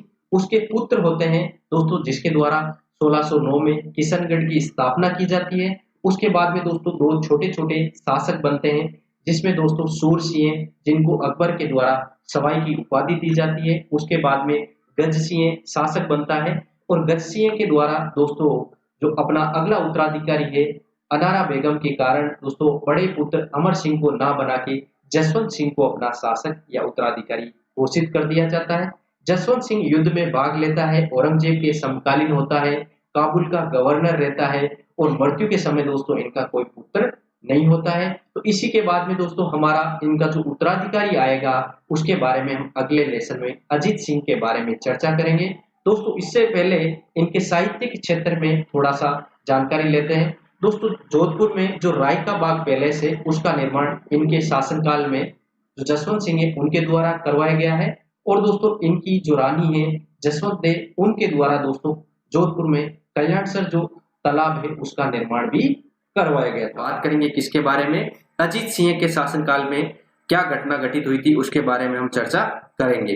तो चलिए देखिए दोस्तों सबसे पहले तो इंपॉर्टेंट बात होती है अजीत सिंह का जो शासनकाल है काफी संघर्ष भरा शासनकाल रहा था। जैसे ही इनके पिता है दोस्तों जसवंत सिंह जी, जैसे ही उनकी मृत्यु होती है उस समय इनके जो पिता है उनके कोई भी पुत्र नहीं था और इनकी जो माता है वो गर्भवती थी। दोस्तों उसी समय जो दिल्ली सल्तनत का जो शासक होता है वो एक क्रूर शासक के रूप में हम जानते हैं, वो था औरंगजेब। दोस्तों औरंगजेब के द्वारा इन सभी को बुलाया गया था, कहाँ पे, आगरा में बुलाया गया था। और दोस्तों आगरा के अंदर एक किला था जिसको रूप सिंह राठौड़ की हवेली के नाम से हम जानते हैं। उस हवेली में दोस्तों इन सभी को नजरबंद कर दिया गया था। दोस्तों इस सिलसिले में एक विशेष नाम आता है, एक विशेष सामंत इनके नाम से जुड़ा हुआ है जिसका नाम है दुर्गादास राठौड़, वीर दुर्गादास राठौड़ के नाम से जिसको जाना जाता है। राठौड़ों का अणवीत या मोती के नाम से भी इसको जाना जाता है। राजपूतों का गैरीबाल्डी के नाम से इसको कर्नल जेम्स टोड जानते हैं। दोस्तों इन सभी घटनाओं के बारे में चर्चा करते हैं, लेकिन उससे पहले हम बात करेंगे एक एक पॉइंट के बारे में। तो देखिए दोस्तों सबसे पहले हमारे बीच में बात आती है कहा कि अजीत सिंह के शासनकाल के समय दोस्तों इन्होंने 36 लाख रुपए लेके अमर सिंह का पोता था जिनको दोस्तों नागौर का शासक बनाया गया था। उन्हीं अमर सिंह के पोते थे इंद्र सिंह और इंद्र सिंह से औरंगजेब ने 36 लाख रुपए लेके दोस्तों इनको जो है जोधपुर का शासक घोषित कर दिया। लेकिन यहाँ पर एक विशेष घटना होती है दोस्तों, हमारे जोधपुर की जो प्रजा है वो प्रजा यहाँ पर इंद्र सिंह को राजा स्वीकार नहीं करती है। उसके बाद में देखिए दोस्तों दुर्गादास राठौड़ है, दोनों रानियों व राजकुमार को लेकर वहां से निकल जाते हैं। दोस्तों यहाँ पर काफी इंपॉर्टेंट घटना होती है। जो वीर दुर्गादास राठौड़ है वो वीर दुर्गादास राठौड़ दोस्तों यहाँ से पहुंचते हैं आगरा और आगरा के रूप सिंह राठौड़ की हवेली में जहां पर इनको नजरबंद किया था, वहां पर दोस्तों मुकुंद सिंह खिंची और गोरा नामक महिला के सहयोग से इनको वहां से सुरक्षित बाहर निकाल के जोधपुर लाते हैं और जोधपुर से दोस्तों बाद में सिरोही का एक गांव है वहां पर इनको शिफ्ट कर देते हैं। इसके बारे में भी चर्चा करेंगे दोस्तों। इसमें क्या है, रानियों और राजकुमारों को सुरक्षित बाहर निकालने वाला जो नाम आता है उनका नाम है दुर्गादास राठौड़। तो दोस्तों सीधा सा सवाल पूछा जा सकता है एग्जाम में कि रानियों और राजकुमारों को जो आगरा के रूप सिंह राठौड़ की हवेली से सुरक्षित बाहर लाके या सुरक्षित जो बचाते हैं उनका नाम क्या है, तो वीर दुर्गादास राठौड़। उसके बाद में इनके सहयोगी रहे थे, गोरा नामक एक महिला थी जो इनकी सहयोगी थी। उसके अलावा दोस्तों यहाँ पे हम देखते हैं, आगे देखिए, गोरा है उसको दोस्तों जैसे कि हमारे उदय सिंह के शासनकाल में पन्ना धाय के द्वारा अपने पुत्र चंदन की बलि देके जो शासक है उदय सिंह की रक्षा की थी, उसी प्रकार से दोस्तों गोरा के द्वारा अजीत सिंह को वहां से बाहर निकालने में मदद की जाती है। इसलिए दोस्तों इतिहास में मारवाड़ की पन्ना के नाम से गोरा को जाना जाता है। और दोस्तों एक मारवाड़ का जो राष्ट्रगीत है, जैसे हमारे भारत के राष्ट्रगीत और राष्ट्रगान है, उसी प्रकार से मारवाड़ का राष्ट्रगीत है, उस राष्ट्रगीत का नाम है धूसो। और उस राष्ट्रगीत में दोस्तों पन्ना, इस गोरा का नाम लिया जाता है जो मारवाड़ की क्या है दोस्तों, पन्ना है। उसके बाद में दोस्तों हमारे अजीत सिंह के द्वारा इनकी छतरी है वो जोधपुर में इनकी छतरी बनवाई गई है। और दोस्तों हमारे यहाँ से जैसे ही अजीत सिंह और इन रानियों को बाहर लेके आए थे, उसके बाद में दोस्तों सिरोही के एक कालेंद्री नामक गांव है, उस कालेंद्री के गांव के अजीत सिंह को दोस्तों जयदेव पुरोहित के घर मुकुंदास खिंची की देखरेख में इनको वहां पर शिफ्ट किया गया था। दोस्तों काफी इंपॉर्टेंट फैक्ट बन जाता है कि इनको सुरक्षित बाहर निकाला किसके द्वारा था, किस प्रकार से बाहर निकाला गया था, सहयोग करने वाले पुरुष कौन थे और महिला या फिर दाई माँ थी वो कौन थी। दोस्तों यहाँ पर काफी सवाल एग्जाम में पूछे गए हैं, चाहे आप आरएएस की बात करो, चाहे टीचर्स की बात करो, या फिर दूसरे एग्जाम की पुलिस, पटवार, ग्राम सेवक की बात करो, यहाँ से काफी सवाल बनते हैं। हाईकोर्ट, एलडीसी की बात करो दोस्तों, काफी इंपोर्टेंट नाम आपके सामने है। कालिंद्री गांव है जो कहाँ का है, सिरोही का है। जयदेव पुरोहित के घर रखा और किसकी देखरेख में रखा, मुकुंदास खिंची की देखरेख में रखा था। तो चलिए दोस्तों ये तो बात हो गई हमारे इनिशियल टाइम की। इसके बाद में दोस्तों हमारे बीच में क्या होता है कि जैसे ही औरंगजेब का एक पुत्र होता है दोस्तों जिसका नाम है अकबर, अकबर के द्वारा पाली अभियान में औरंगजेब के द्वारा इनको भेजा जाता है। तो दुर्गादास राठौड़ के द्वारा अकबर को अपनी ओर मिला के इनसे अपने ही पिता या दिल्ली सल्तनत के शासक औरंगजेब के विरुद्ध विद्रोह की बिगुल बजवा दिया जाता है। दोस्तों इस विद्रोह के बाद में क्या होता है, अकबर यहाँ से विद्रोह कर देता है। तो औरंगजेब के द्वारा एक चाल चली जाती है जिसकी वजह से पुनः दोस्तों इसका साथ देने वाले अकबर का साथ देते हैं वीर दुर्गादास राठौड़, या फिर हम ये बोल सकते हैं मारवाड़ के अजीत सिंह। और उसी समकालीन दोस्तों हमारे मेवाड़ के शासक होते हैं जिनका नाम है राजसिंह।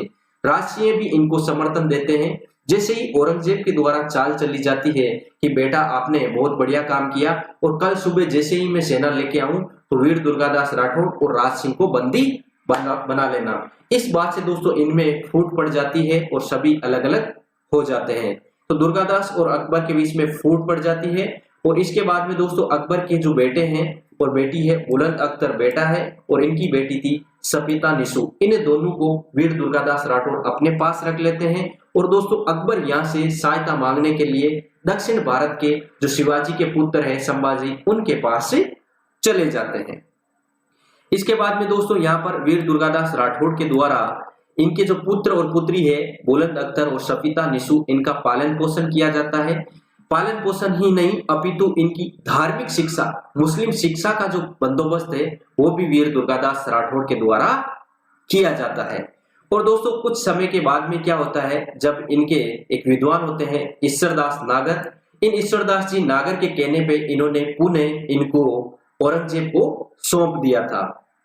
दोस्तों यहाँ पर जैसे ही औरंगजेब की मृत्यु होती है, औरंगजेब की मृत्यु के समय 1707 में जैसे ही औरंगजेब की मृत्यु हो जाती है, उस मृत्यु के बाद में जो अगला शासक है, जो उत्तरकालीन मुगल सत्ता का प्रथम शासक के रूप में बहादुर शाह प्रथम शासक बने थे, इनके द्वारा दोस्तों देवारी समझौते के बाद में इनको जोधपुर का राजा स्वीकार कर लिया गया था। काफी इंपॉर्टेंट फैक्ट है दोस्तों, किसके द्वारा इनको राजा स्वीकार किया गया था दोस्तों, उत्तरकालीन मुगल सत्ता के जो प्रथम शासक थे बहादुर शाह प्रथम, उनके द्वारा इनको जोधपुर का राजा स्वीकार कर लिया गया था। आगे देखिए दोस्तों, अजीत सिंह की एक पुत्री होती है दोस्तों, जिनका नाम है, बेटी इनकी थी इंद्र कंवर, नाम से इनकी पुत्री थी, और उसका विवाह दोस्तों फर्रुख सियर के साथ इन्होंने अपना पुत्री का विवाह करवाया था। यहाँ पर एक और इम्पोर्टेंट बात हो जाती है दोस्तों, ये जो विवाह है बाद में दोस्तों इनका जो तलाक है वो हो जाता है, लेकिन दोस्तों इस विवाह को एक और रूप से भी जाना जाता है। ये जो राजपूतों के साथ किसी भी हिंदू राजकुमारी के साथ विवाह किया गया था, ये अंतिम विवाह के रूप में जाना जाता है। जैसे दोस्तों हमने आमेर रियासत के बारे में जब हम बात करते हैं दोस्तों, वहां पर भारमल की जो पुत्री थी हरकाबाई, इनका विवाह अकबर के साथ जब करवाया जाता है, तो दोस्तों ये प्रथम बार किसी हिंदू राजपूत राजकुमारी है जिसका विवाह मुगलों के साथ होता है, वो थी हरकाबाई। और अंतिम विवाह के रूप में दोस्तों अजीत सिंह की पुत्री है जिसका विवाह फर्रुख सियर के साथ करवाया गया था। इसी के साथ दोस्तों 23 जून 1724 में अजीत सिंह के एक ही बेटे हैं जिसका नाम है बख्त सिंह, ये इनका छोटा बेटा था, इनके द्वारा इनकी हत्या कर दी जाती है। उसके बाद में देखिए दोस्तों, जैसे ही इनकी मृत्यु होती है, मृत्यु के बाद में दोस्तों इनकी चिता पे इनको जलाया जाता है। उस समय बताया जाता है, इतिहासकार बताते हैं कि कुछ जानवर इनकी चिता पर अपनी स्वेच्छा से बलि देते हैं या फिर इनकी चिता पर जलते हैं। दोस्तों यहाँ पर काफी इंपॉर्टेंट इतिहास में सवाल बनता है कि वो मारवाड़ का कौन शासक था जिसपे स्वेच्छा से जानवर भी बलि देते हैं या जानवर भी सती होते हैं, इस प्रकार से चिता में जल गए थे। तो वो है दोस्तों अजीत सिंह, जो कहाँ के शासक थे, जोधपुर के शासक थे। तो चलिए दोस्तों, ये तो हो गई अजीत सिंह के शासनकाल के बारे में सामान्य परिचय। अब जो दोस्तों हमारा काफी बार नाम की चर्चा की थी वीर दुर्गादास राठौड़ की, दोस्तों पुनः एक बार वीर दुर्गादास राठौड़ के बारे में चर्चा करते हैं और इनके आरंभिक जीवन के बारे में थोड़ा सा देखते हैं। दोस्तों इनके पिता है आस्करण जी, वो भी जोधपुर दरबार में कार्यरत थे और इनका जो जन्म है दोस्तों वो सलेवा में इनका जन्म हुआ था। और आरंभिक जीवन में इनके पास एक जागीर थी जिसका नाम है दोस्तों लुणेवा की जागीर, जो किसके पास थी दोस्तों, दुर्गादास राठौड़ के पास इनकी जागीर थी। अब देखिए दोस्तों, जैसे ही वीर दुर्गादास राठौड़ के द्वारा अजीत सिंह का समर्थन किया जाता है और अंत तक जो 30 वर्षीय संघर्ष था, जो दोस्तों 1678 से लेके 1708 तक जो औरंगजेब के जीवन काल तक ये संघर्ष चला था। जैसे ही औरंगजेब मृत्यु को प्राप्त होते हैं और दोस्तों इस बालक को अजीत सिंह को अगला शासक नियुक्त कर दिया जाता है। जैसे इनको शासक बनाया जाता है दोस्तों, एक परंपरा सी थी, जो भी राजकार्य थे उस राजकार्य में सबसे ज्यादा जो रोल था वीर दुर्गादास राठौड़ का था। तो दोस्तों इस बात से परेशान होकर इनके द्वारा अजीत सिंह के द्वारा वीर दुर्गादास राठौड़ को देश निकाला दे दिया जाता है। तो देश निकालने के बारे में भी एक स्टोरी है दोस्तों, उसके बारे में सुनिए। क्या होता है दोस्तों, जैसे ही दुर्गादास राठौड़ सुबह उठते हैं उस समय अजीत सिंह का एक सेनापति या सैनिक जाता है उनके घर पे और एक मतीरा तरबूज जो होता है वो दोस्तों दुर्गादास राठौड़ को दे दिया जाता है। दोस्तों इस तरबूज का, इस मतीरे का मतलब होता है, मतीरे का मतलब है मत रहो, मतलब आप अब इस रियासत में मत रहो। तो इस प्रकार से दोस्तों देश निकाला दे दिया जाता है और दोस्तों ये यहाँ से निकल के मेवाड़ रियासत में आते हैं। और उस समय हमारे पास मेवाड़ रियासत में एक शासक होते हैं जिनका नाम है अमर सिंह द्वितीय। दोस्तों जैसे ही अमर सिंह द्वितीय के दरबार में जाते हैं, इनको रामपुरा और विजयपुरा नामक दो जागीरें वीर दुर्गादास राठौड़ को दे दी जाती है।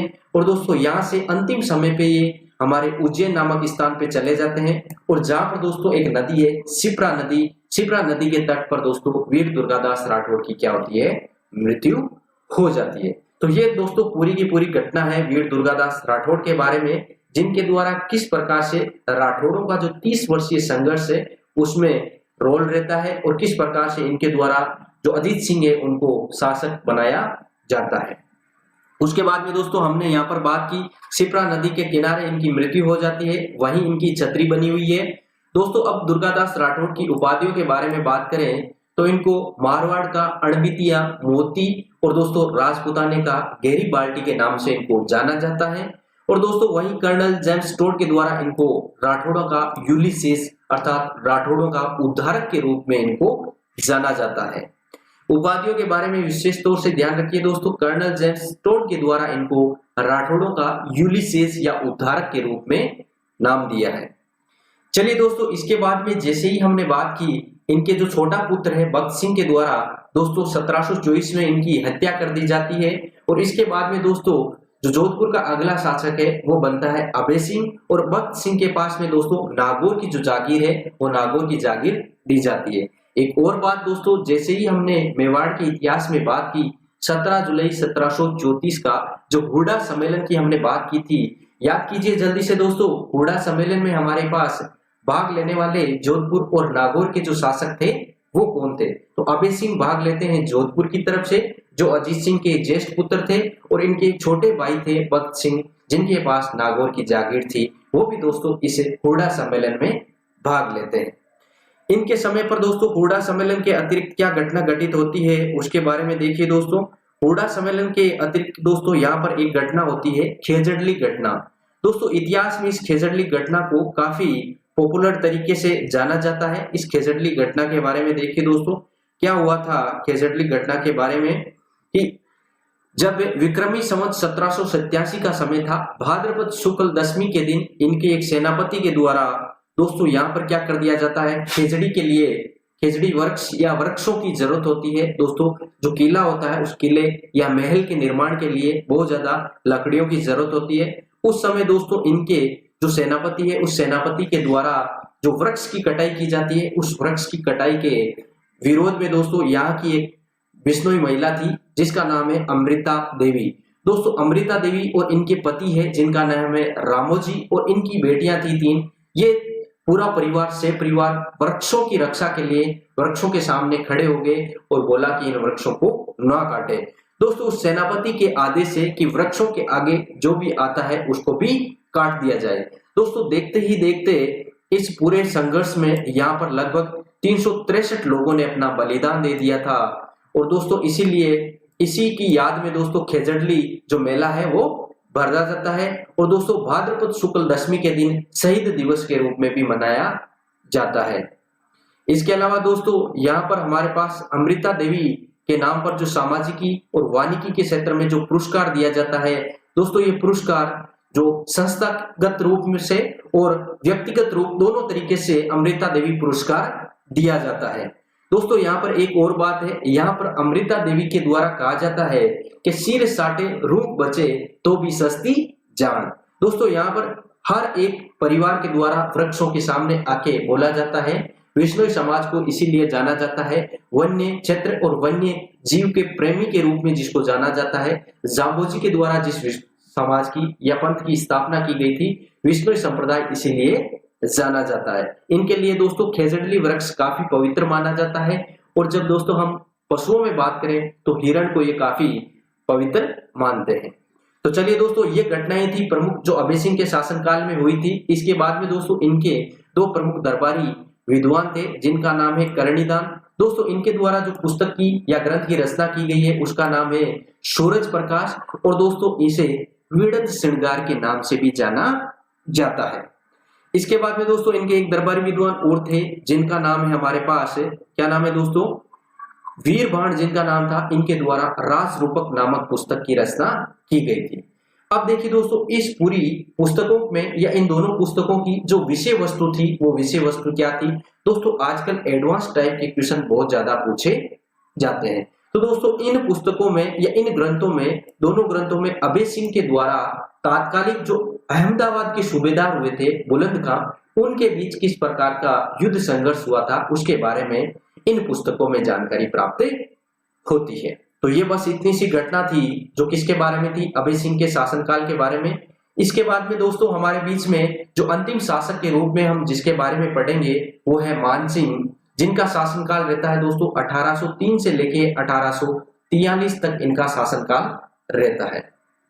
दोस्तों इनके जो भाई थे जिनका नाम है भीम सिंह, इनके साथ भी जो उत्तराधिकार को लेके इनका संघर्ष रहा था। दोस्तों भीम सिंह के बारे में हम और एक जगह और पढ़ते हैं जहां पे हम दोस्तों जो किंगोली का युद्ध, जो प्रबस्तर का युद्ध है, जो मेवाड़ रियासत और हमारे आमेर रियासत है उसके साथ एक पढ़ते हैं जो 1807 में हुआ था, वो ही मानसिंह ये है। दोस्तों इनके समय पर जानवर घेरे के समय एक संत हुए थे जिनका नाम है दोस्तों देवनाथ बाबा। इन देवनाथ बाबा के द्वारा भविष्यवाणी की गई थी कि मानसिंह तुम जोधपुर के अगले शासक बनोगे। तो दोस्तों इस समय क्या होता है, जोधपुर जालोर जो घेरा होता है वो इनके भाई भीम सिंह के द्वारा जालोर घेरा दिया जाता है और उस घेरे में जो देवनाथ बाबा है उनके द्वारा भविष्यवाणी की जाती है। दोस्तों उस समय मानसिंह बोलता है जीत का तो छोड़ो, हमारे तो यहाँ जान के लाले पड़ रहे हैं, क्या पता हम जिएंगे या नहीं जिएंगे, आगे वाले राजा तो पता नहीं। दोस्तों इस बात पे कहा जाता है इसके बाद में मानसिंह ये अगले शासक के रूप में बन जाते हैं, इसलिए इन्होंने अपना जो गुरु है वो देव बाबा को अपना गुरु मान लिया था और इनके दोस्तों नाथ संप्रदाय से संबंधित जुड़ गए थे और नाथों के लिए दोस्तों इसी वजह से इन्होंने जो सबसे बड़े मंदिर का निर्माण करवाया जिसे महामंदिर के नाम से जाना जाता है। और दोस्तों इनके द्वारा मानसिंह के द्वारा एक पुस्तक एक ग्रंथ की रचना की गई थी, वो भी दोस्तों नाथ संप्रदाय से संबंधित एक ग्रंथ है जिसका नाम है नाथ चरित्र। ये ग्रंथ किसके द्वारा लिखा गया है दोस्तों, ये ग्रंथ भी हमारे जो मानसिंह है उनके द्वारा ये ग्रंथ लिखा गया है। इसके अलावा दोस्तों 1805 में इन्होंने जो जोधपुर का किला है मेहरानगढ़, उस जोधपुर के किले में एक पुस्तकालय का निर्माण करवाया गया था। उस पुस्तकालय का नाम रखा गया दोस्तों मान पुस्तक प्रकाश। उसके बाद में देखिए दोस्तों जैसा कि हमने बात कर ली गिंगोली के युद्ध के बारे में, 1807 में जो युद्ध हुआ था जिसमें दोस्तों भीम सिंह है हमारे मेवाड़ के और आमेर के शासक है उनके साथ इस संघर्ष का ताल्लुकात था। उसके बाद में दोस्तों 1818 में इनके द्वारा जो ईस्ट इंडिया कंपनी है ये अंग्रेजों के साथ इनके द्वारा संधि कर ली जाती है। अब इनके दरबारी विद्वानों के बारे में एक नाम आता है कवि बांकीदास। दोस्तों इनका नाम कविराज के नाम से इनको जाना जाता है, इसलिए इनकी उपाधि है वो क्या है, कवि राज। इनके द्वारा दोस्तों काफी ग्रंथों की रचना की गई है जिसमें दोस्तों बांकीदास श्री ख्यात, कुकवि बत्तीसी, दातार भावनी और मान जसो वर्णन नामक पुस्तकों या ग्रंथों की रचना बांकीदास जी के द्वारा की गई है। दोस्तों इसके अलावा जो कवि राजा बांकीदास है उनके द्वारा एक गीत की रचना की गई है और वो गीत दोस्तों उन राजाओं के बारे में बताता है जो अंग्रेजों के साथ संधि कर लेता है या अंग्रेजों की अधीनता स्वीकार कर लेता है, उनका दोस्तों विरोध करते हैं और अंग्रेजों के बारे में एक गीत लिखते हैं, आयो एक अंग्रेज मुल्क पर। इस प्रकार का जो गीत है दोस्तों किसके द्वारा लिखा गया है, कवि राजा बांकीदास जी के द्वारा इस प्रकार का ग्रंथ लिखा गया है। दोस्तों इसके अलावा अगर आपको हमारा YouTube चैनल सब्सक्राइब करना है एमिनेंट क्लासेस जयपुर के नाम से, उसका लिंक आपको यहाँ पर मिल जाएगा और मेरे लेक्चर की जो कंप्लीट PDF आपको चाहिए वो एमिनेंट क्लासेस जयपुर के नाम से आप सर्च करके मेरी PDF प्राप्त कर सकते हो। उसके अलावा दोस्तों मेरे नोट्स वगैरह सारा जो मटेरियल है वो यहाँ से प्राप्त कर सकते हो। इसके अलावा दोस्तों एक और जानकारी वापस से मैं बता देता हूँ, अगर आप अनअकैडमी का सब्सक्रिप्शन लेना चाहते हो तो मेरे रेफरल कोड सुरेंद्र सिंह जावा को यूज करके बिना स्पेस यूज करके 10% का डिस्काउंट ले सकते हो। चलिए दोस्तों इसी के साथ हमारा मेवाड़ रियासत का इतिहास है वो, और उसके बाद में इसी सीरीज में हमने मारवाड़ रियासत का इतिहास है वो कंप्लीट इतिहास कर लिया है। मेवाड़ इतिहास में दोस्तों हमने 5 लेसन बनाए थे, उसके बाद में उसका एक रैपिड फायर टाइप का पूरा कंक्लूजन एक वीडियो में दिया था और अब दोस्तों हमने 3 वीडियो में या 3 लेसन में मारवाड़ का इतिहास कंप्लीट कर लिया है। चलिए दोस्तों इसी सीरीज में हम आगे बीकानेर राज्य के इतिहास के बारे में चर्चा करेंगे। धन्यवाद दोस्तों।